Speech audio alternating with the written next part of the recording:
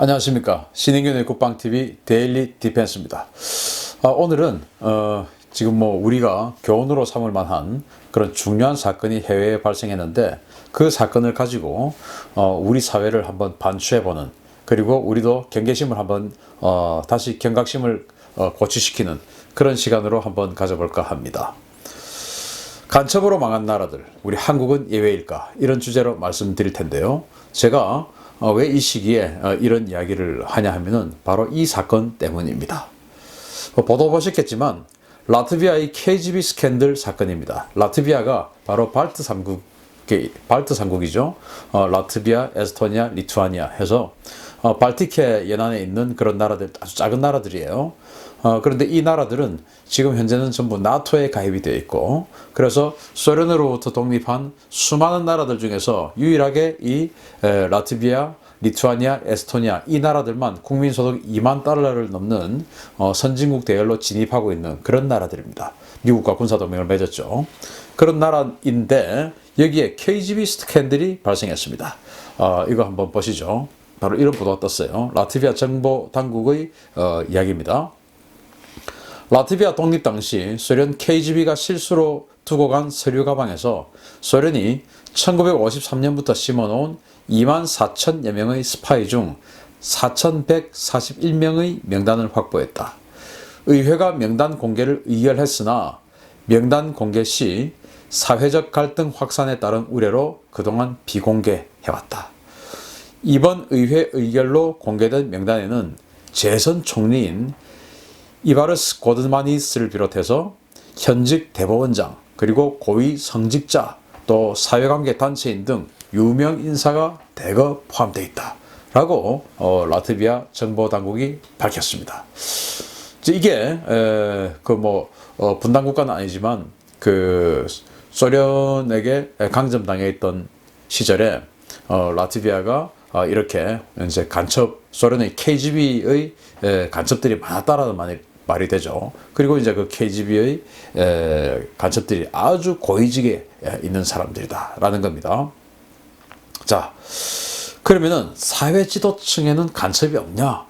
우리는 사회 지도층 인사를 아주 우리하고 똑같다, 또는 우리보다 더 대한민국에 애국할 것이다 라고 생각하는 경향이 좀 있습니다. 그래서 설마 저 사람이 이런 이제 생각을 많이 하죠. 그러면 사회 지도층에는 간첩이 없나? 라는 것을 제가 예로 한번 들어드리겠습니다. 지금 이제 여기는 라트비아부터 시작해서 대한민국까지 여러 나라들의 사회 지도층 인사를 제가 한 명씩 대표적으로 지금 적어 놨는데, 자, 먼저 이 사람입니다. 아까 제가 라트비아 이야기하면서 했던 재선 총리입니다. 이바르스 고드마니스라는 사람인데, 라트비아 총리, 또 두 번이나 총리를 한 사람이에요. 이 사람은 라트비아 인민전선 회원이었고 KGB 코드명이 투굴리스였던 사람입니다. 이 사람은 KGB의 간첩이었습니다. 이 사람이 라트비아 총리를 두 번이나 했습니다. 그 다음에 정말 사회지도층 간첩의 어떤 그 대명사, 그리고 전설적인 인물이라고 할 수 있는 이 사람입니다. 이 사람은 귄터 기욤이라는 사람인데, 바로 서독에 있던 동독의 간첩입니다. 이 사람은 애초에 동독 중앙정보부의 특임 장교였고, 그래서 이제 탈출해서 우리로 치면 탈북자 이런 식으로 해서 탈동자가 됐겠죠. 그래서 이제 서독으로 건너가서 망명자로 위장을 해서 아주 이제 열심히 반동독 운동을 하다가 결국은 이제 사민당에 입당을 했고 아주 보수적인 그런 활동을 계속 해왔었어요. 그러다가 우리가 잘 알고 있는 그 동방정책으로 유명한 빌리 브란트 총리, 그 빌리 브란트 총리의 당무 비서가 되었습니다. 그 빌리 브란트 총리가 이제 우리가 너무나도 잘 알고 있는 일화죠. 폴란드의 그 유대인 학살 그 지역에 가서 비 오는 날, 토요일 날 무릎을 꿇고 앉아서 잘못을 사죄했던 바로 그 사람이고, 그런 여러 노력들로 인해서 빌리 브란트 총리의 동방정책이 바로 어떤 그 독일 통일의 씨앗을 뿌렸고, 그래서 주변의 국가들이 독일에게, 즉 서독에게 마음을 열어주었고, 그로 인해서 1990년도에 페레스트로이카로 대변되는 이 고르바초프의 개혁개방 정책에 힘입어서 나중에 통일이 되었죠. 그런데 여기 보시면 이 단파 라디오 메시지 해독으로 덜미가 잡혔다. 뭐 이렇게 되어 있는데 이 사람은 평소에 그 총리의 당무 비서다 보니까 얼마나 많은 정보가 있겠습니까? 그래서 그 정보들을 이제 지속적으로 동독으로 보내준 겁니다. 그러다가 너무 이 퀸터 기욤의 활약이 뛰어나니까 동독에서 이 사람의 생일 때 그 단파 방송 모르스부 같은 뭐 그런 거 있지 않겠습니까?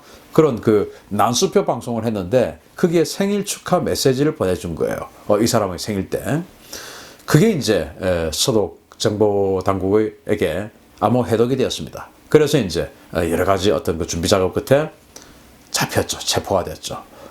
이 어떤 그 총리의 당무 비서에까지 간첩이 침투했었던 그런 뭐 대표적인 사회 지도층 그리고 권부 핵심층의 간첩 사건이었습니다. 그리고 여기는요 바로 월남입니다. 베트남 정딘주라는 사람인데 남베트남의 유명한 변호사입니다. 뭐 생긴 것 봐도 좀 뭐 아주 부유하게 생겼습니다. 그런데 이 사람은 민족 공조, 반미, 평화를 주장하던 사람이었습니다.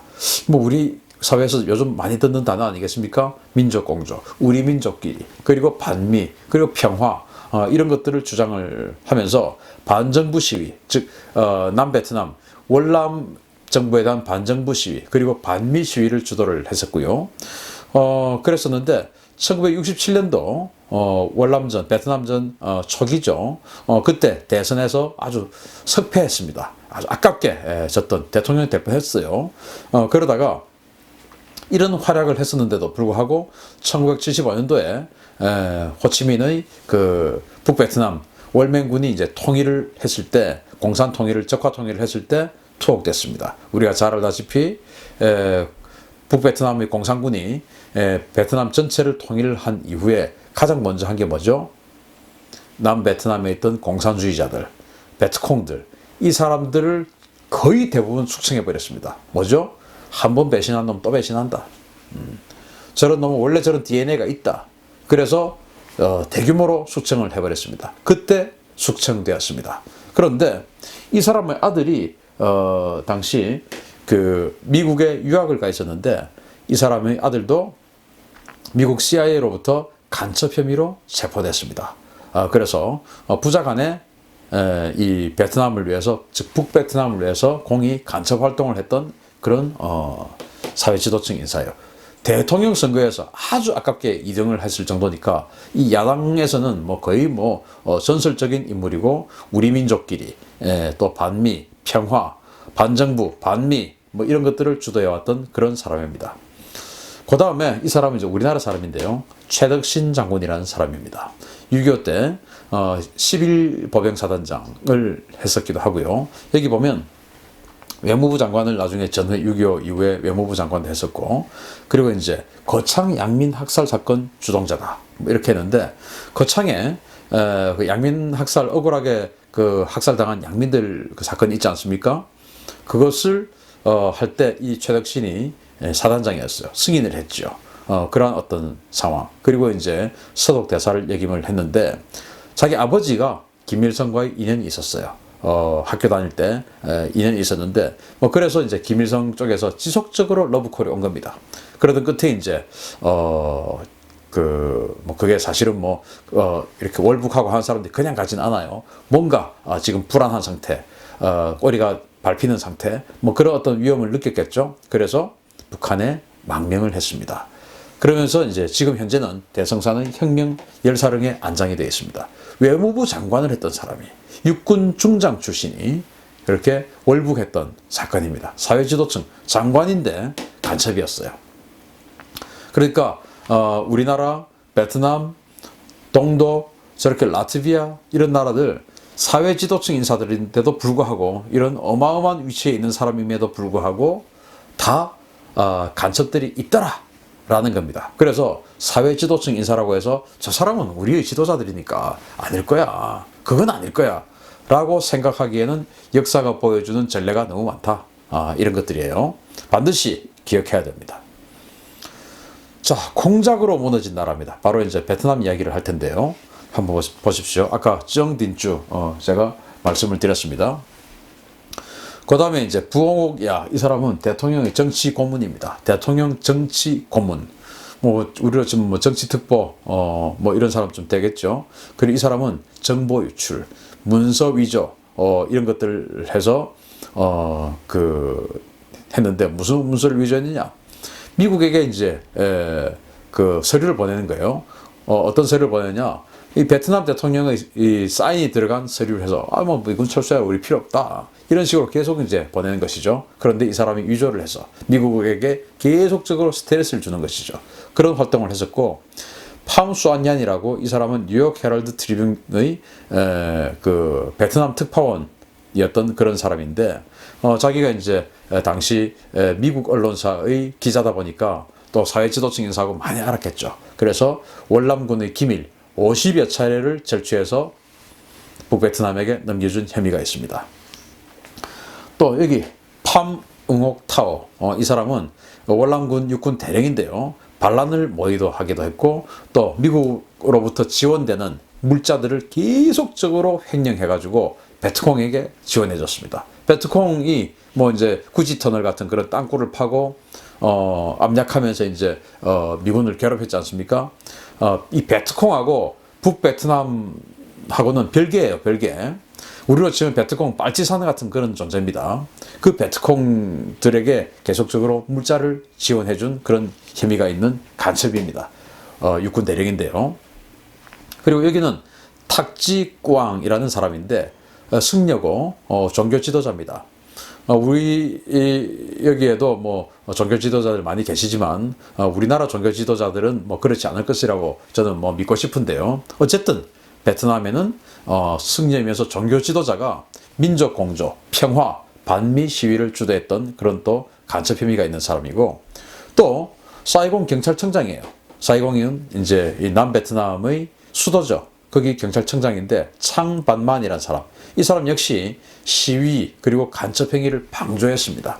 그리고 베트콩을 지원했습니다. 베트콩 잡혀오면 풀어줬겠죠. 이런 식으로 이제 간첩 혐의를 했고, 여기 응웬 타인중, 이 사람은 그 남베트남의 공군 전투기 조종사예요. 근데 사이공에 있는 대통령 궁을 폭격하고는 그냥 북베트남으로 월북해버렸습니다. 이 사람들 그런데요, 다 북베트남 입장에서는 이 북베트남 주도의 이 적화 통일, 공산 통일에 아주 혁혁한 공을 세웠던 그런 사람들인데, 통일 이후에 호치민은 이 사람들을 전원 숙청했습니다. 아까 제가 말씀드렸듯이 한 번 배신한 놈 또 한다. 너는 그런 DNA가 있다. 이제 이런 거였겠죠. 그래서 전원 숙청을 당했습니다.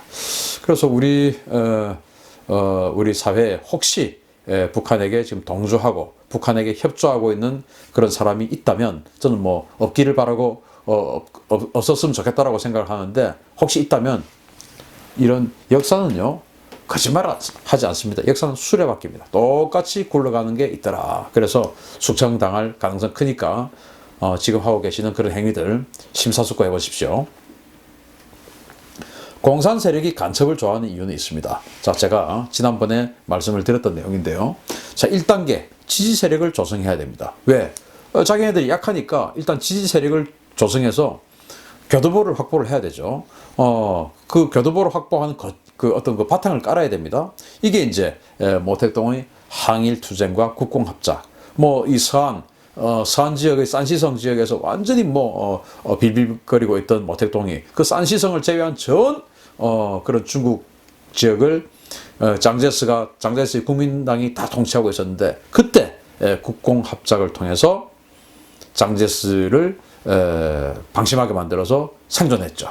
그러면서 이제 대장정, 그래가지고 동쪽으로 이제 뻗쳐나와서 나중에는 아예 뭐 장제스를 몰아내버렸는데, 그런 것들. 그리고 호치민의 민족 자주론, 산디니스타, 그러니까 이제 니카라과죠. 남미의 니카라과의 부패 정권 심판론, 그리고 북한의 민족 공조론, 이런 게 다 이제 이런 내용이에요. 그리고 이제 2단계 거점 확보. 이제 어떤 세력이 확보가 됐으니까 이제 교도보를 확보하자.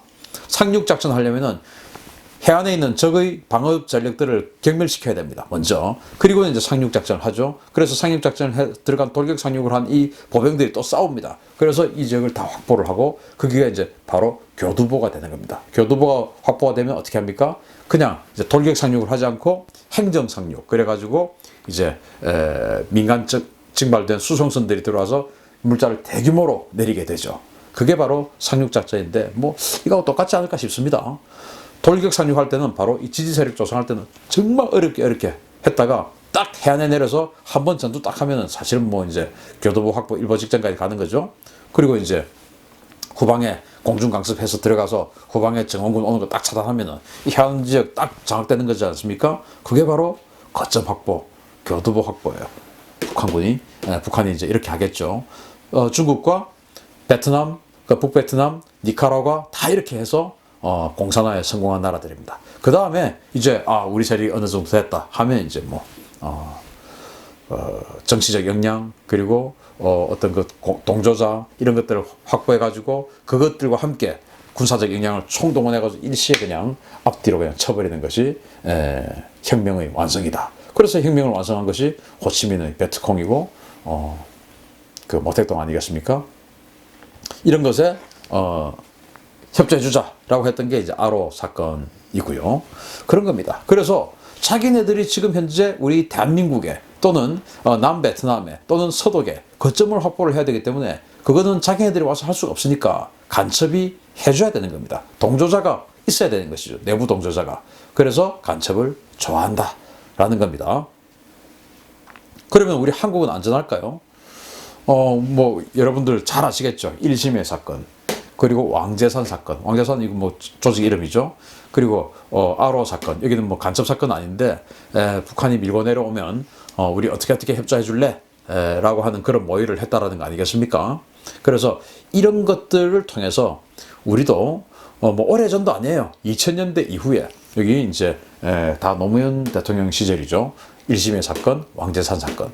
노무현 대통령 시절의 국정원이나 뭐 경찰에서 일부러 사건을 조작해서 간첩단을 만들었을까요? 박정희 대통령 시절도 아닌데도 불구하고 만약에 이 사건이 이명박 대통령이나 박근혜 대통령 시절이었다. 그러면은 이거 조작된 걸 거야. 라고 이야기하는 사람도 있을 겁니다. 그런데 이 사건들은 그러니까 왕재산 사건은 이명박 대통령 때네요. 근데 1심의 사건은 노무현 대통령 때예요. 그러니까 조작되었을 가능성이 좀 적다. 그러니까 사실일 가능성이 이 간첩단의 사건은 사실일 가능성이 아주 높다라는 거예요. 그리고 아로 사건 뭐 아주 최근의 일이니까 우리 여러분들 다 알고 있죠. 간첩은 아니지만 동조해주자. 그래가지고 평택에 있는 그 유류 저장고 그거 깨트리려면 그게 두께가 뭐 몇십 센치라고 하는데 뭐로 깨트려야 되냐? 이런 것까지 모의하고 경부선 철도 통해서 부산으로 들어오는 미군의 물자들이 경부선을 통해서 전방에 추진되는데 경부선 철도 어디서 끊자. 해화전진전하고 저거 깨버리면 인터넷 마비된다고 하는데 해화전하고 공격하자. 뭐 이런 모의를 했다라고 하는 게 바로 아로 사건이었죠. 그래서 우리도 결코 안전한 게 아니다. 라는 거고 그리고 우리 사회 지도층도 최덕신이라는 전 외무부 장관의 전례를 봤을 때 또 동독을 비롯해서 라트비아, 베트남 이런 또 세계의 어떤 전례를 봤을 때 결코 우리 사회도 또 우리 정치권도 우리 지도층도 너무나 우리는 아닐 거야 라고 생각하기에는 역사가 주는 교훈이 너무나 뚜렷하다 라는 그런 경각심을 한번 가져보자 이겁니다. 어떤 정치인이 얼마 전에 이런 이야기를 해서 뭐 대단히 유행이 됐었던 내용인데 요즘 세상에 간첩이 어디 있습니까? 그렇게 이야기했었죠. 그런데 요즘 세상에도 간첩이 있다라고 지금 이야기가 나오고 있고 하기 때문에 우리 사회에는 간첩이 없었으면 좋겠습니다. 우리 대한민국만은. 그러나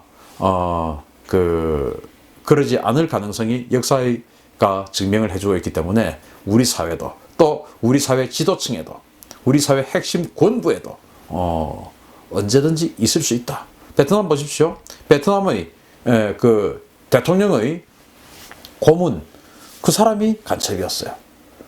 야당의 즉 진보 세력의 대통령 후보가 간첩이었어요. 아깝게 대통령이 안 된 사람입니다. 선거를 통해서 아깝게 대통령이 안 된 사람이 간첩이었어요. 종교 지도자가 간첩이었어요. 동독 보십시오. 빌리 브란트 총리의 당무 비서가 간첩이었어요. 이런 식으로 간첩들이 너무 많더라. 라트비아 보십시오. 총리가 간첩이었어요. 그런 식으로 간첩은 우리 사회 지도층에 언제든지 있을 수 있다. 우리도 마찬가지 아닙니까? 외무부 장관이 간첩이었어요. 그렇기 때문에 한시도 간첩에 대해서 우리가 안심해서는 안 된다. 왜? 우리 대한민국을 지켜야 되기 때문에. 그래서 그러한 경계심을 가지고 또 만약에 정말 우리 사회에 간첩이 있다면 그 간첩들이 이 방송을 본다면 베트남에 의해서 보듯이 전원 숙성되었습니다. 그러니까 자신이 하고 있는 일에 대해서 다시 한번 심사숙고하시고 우리 대한민국의 품으로 들어와서 같이 갑시다. 오늘 데일리 디펜스 마치겠습니다. 감사합니다.